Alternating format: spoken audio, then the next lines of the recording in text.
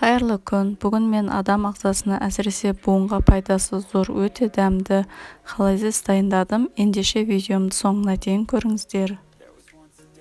Холодец үшін сиырдың сирағын тазалап, бөлшектеп аламыз. 2 штугын кішкене ет қосамыз, және дәмдеуіштер тұз, лавр жапырағы, бүтін бұрыш және чеснок керек болады.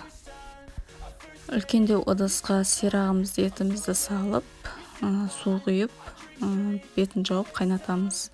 Үлкен ыдыс болғанда менде 20 литрлік ыдыс, соған бір 18-19 литрдай су құйдым.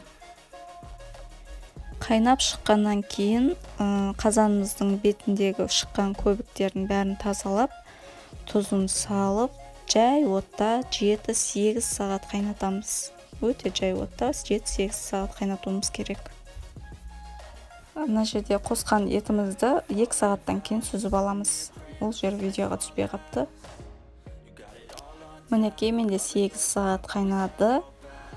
Өте дәмді болып пісті.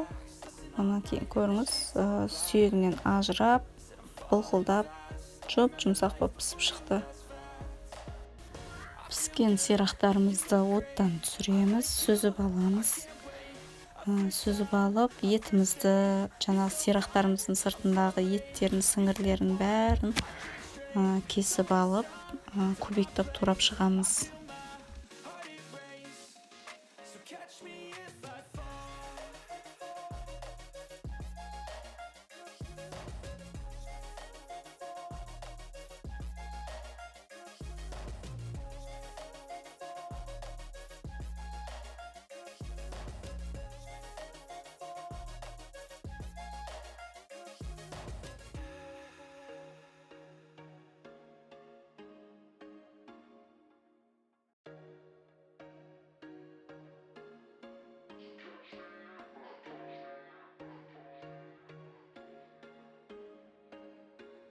There was once a day that I would pray for you. I'd go and misbehave just so you'd notice too. Sneaking looks up and down from across the room.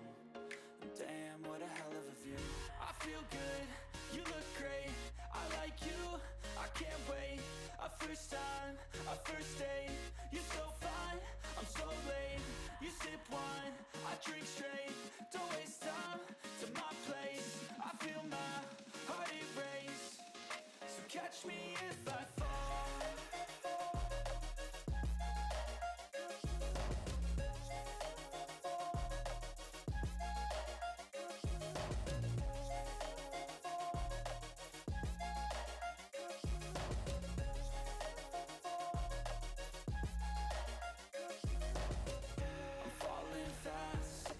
Бәрі дайын болғаннан кейін өзімізге қажетті ыдыстарымызды аламыз. Оған етімізді, сіңірлерімізді бәрін салып, үстіне сорпасынан құямыз.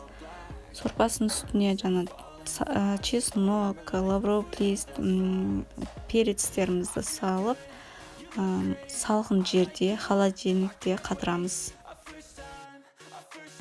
Мінекей, менің холодецім дайын болды. Осылай қату керек. Салқын жерде, менде холодильникте 12 сағат тұрды. Өзінің формасын ұстап тұру керек. Осылай ас болсын, жасап көріңіздер. Менің видеом сіздерге пайдалы болып жатса, лайк басып, каналыма жазылып алыңыздар. Рахмет.